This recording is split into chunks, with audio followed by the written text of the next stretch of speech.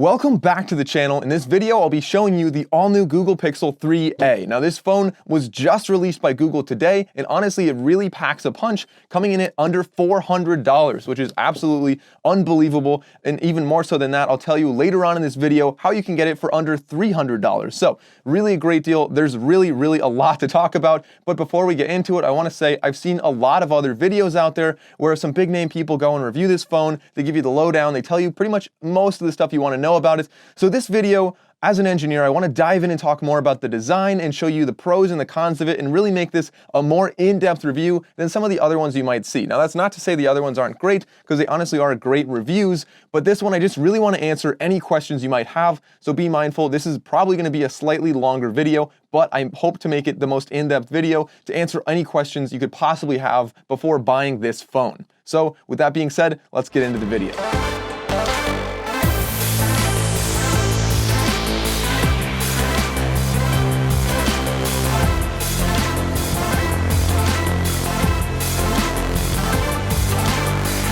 So I'm Mike O'Brien, and as I said before, this is my channel where I review tech. Now, if you are new here and you're interested in the newest products out on the market or the newest tech, please consider going down and clicking the subscribe button and the bell icon so you don't miss new product videos just like this one. So starting off with a quick overview, this phone is very light. It's made cheaper than the other phones, but something that Google tends to do very well, as we've seen with the Chromebook and the Google Homes and a lot of their other products, is they take something that a lot of people like, they make it with very cheap mechanical parts, and then they make up for it with amazing software to give you the same experience that you might have had with a more expensive product. So Chromebooks are a great example of that, as I said, and this phone right here is another great example where they cut a lot of corners, they made it cheaper, the back is plastic, it's polycarbonate, it feels lighter, and there's a lot of corners cut, and I'll talk about those, but they make up for almost everything with their software to really provide the same experience with this little phone. So looking at the mechanical features of this phone, you'll see first I have the white phone, of course, and there are three different colors. There's a white one, a black one, and now a purple-ish one, which is essentially just a light purple. Now you see they have one camera on the back. Unfortunately, they don't have the same, 2 or 3 cameras that you might be seeing on a lot of other flagship phones. Then you have your flash right there next to it. You have your same fingerprint sensor that you've been seeing on the other Pixels. You can just sign in with your finger right there, which works very well. It's a great spot for it, honestly. It's not too high or not too low. You don't have to reach far for it like some of the side buttons. And then as we go across the top, you'll see right there is actually a headphone jack, which is very exciting. I know a lot of people still like headphone jacks. I personally have some older headphones. They're like 4 years old, but they work great, so I use them, and I love having a headphone jack. On the side right there, you'll see this is where you can put your SIM in, but you'll notice there is not a spot for a micro SD card. You cannot put any expanded storage into this. They all come with 64 gigabytes, and that's all you get, unfortunately.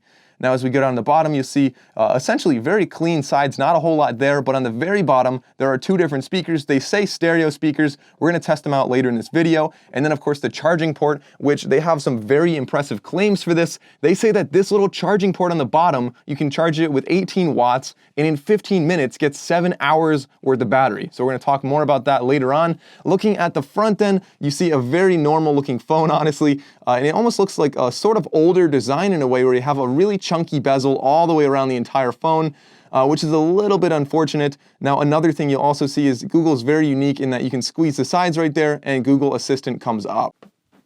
Hey Google, tell me a joke. Where do math teachers go on vacation? To Times Square.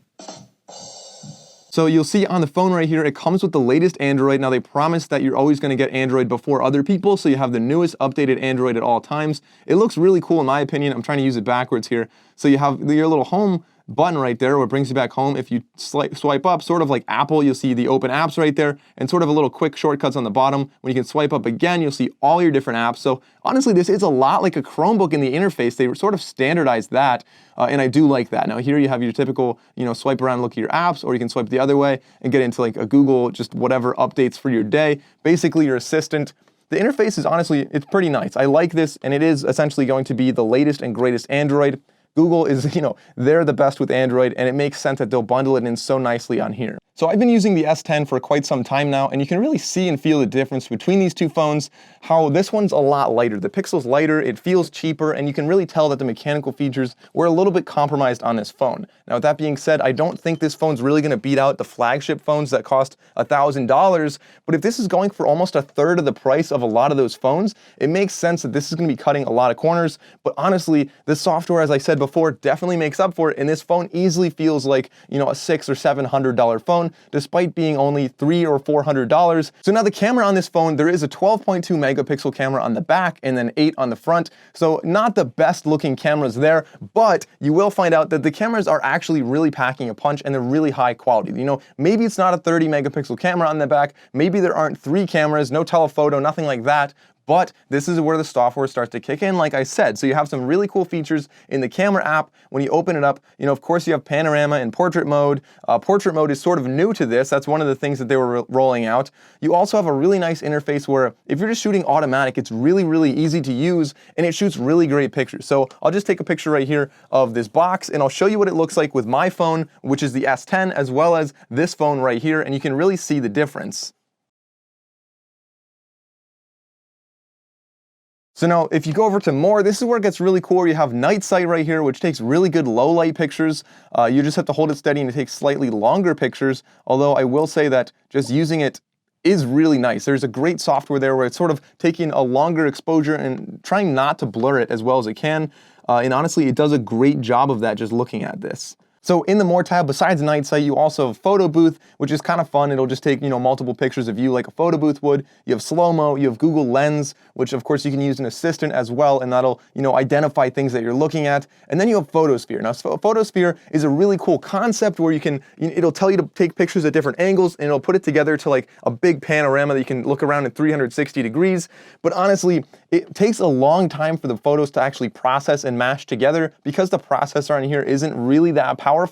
And from my experience, the Photosphere pictures sometimes didn't come out quite as well as you wanted them to. So guys, this is video mode right here. When you're shooting a video, this is what it's going to look like and sound like. Let me know down in the comments below what you think of this. Honestly, I think the audio might be a little bit better here because I'm in a studio. So keep in mind, if you're out in public, it might not sound quite as good as this. So we talked about the camera. Next is the mechanical features of this. Like I said, it's a lighter phone. It's made with a polycarbonate back. It's polished on the top right there and sort of matte on the rest of it, although it is still the same piece of plastic all the way across. So you're not having that nice glass finish that you might be used to. You have a bright orange power button on the side. I'm not a huge fan of that. Maybe some people are. The larger bezel is a little bit of an eyesore. And again, it's not waterproof. So if you drop this in the water, you're not going to be saving this like you might with the iPhone or the Galaxy, with the, they could drop in the water for like 30 minutes and be fine. So a big trade-off there. That's one place where they cut a lot of money out, was in the mechanical design and sort of the case of this entire phone. Now to just do a really quick speaker test, I'm going to compare it to the S10. Maybe not a fair comparison, but just to give you a reference for how good this one is or isn't. So starting off with the Pixel 3a.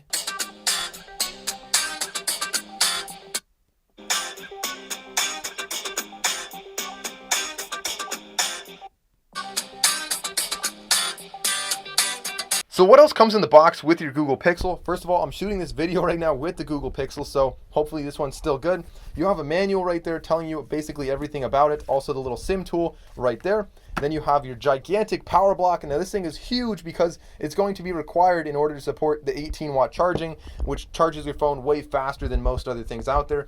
You also have this little adapter right there, so USB-C on that side plugs into your phone, and then over there will plug into any other older phone, but you can also use that for a lot of other things. Just a neat little adapter to have. A lot of phones come with that. Now what a lot of phones might not come with yet is the double-ended USB-C charging cable right there. So if you have an old laptop that's not USB-C, you're gonna want to buy an adapter to plug this in, but it's really nice for a lot of newer laptops, like for example my HP Spectre, which has more USB-C ports than anything else. And so it's nice that they're finally doing a double-ended USB-C to charge and to plug in. Now getting into the electrical components of this, like I said before, you cannot have an SD card on here and you cannot have wireless charging on there. Plugging in with USB-C on the bottom and charging very, very quickly might make up for that, honestly, in my opinion, where you can charge, like I said, 7 hours worth of battery in 15 minutes of charging. That's very, very impressive.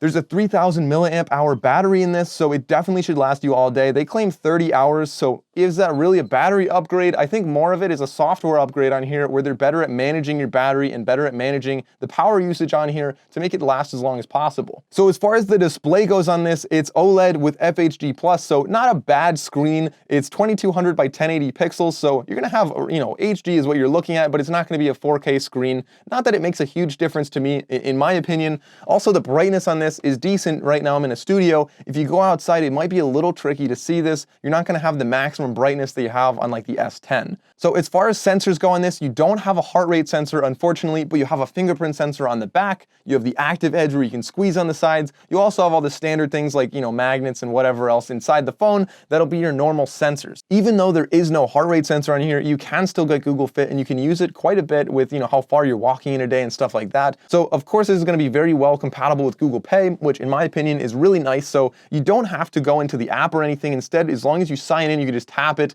and you'll have Google Pay, working and paying with your credit card. That seems a little unsafe to me. I kind of like how other phones require you to use Touch ID, again, to really, verify that it is you and you do mean to use your credit card. Now, the actual processor inside of this is a 600 series Snapdragon, which is, significantly slower than the 800 series you'll see in like the Google Pixel 3. So a little bit of a downgrade there. But again, Google comes through with the lighter software on here, and if you're using a lot of Google programs, or if you're just texting or calling, it's definitely a very quick phone, and once you get used to it, it's not really a problem. As far as security goes, this is secured with Titan, as they said, so that's like Google's sort of security line is their Titan, so that should be pretty safe to use, although I will say the fingerprint sensor on the back is slightly less safe and less secure than some other ones out there. Another reason I really like the Google phones is the compatibility with so many other Google products available out there, and they're all great products, and none of them are really that expensive. So Google Fi is a great example of a provider for this phone, which is really cheap and flexible. It's great if you're going international or if you use, a little bit of data one month and a lot the next month.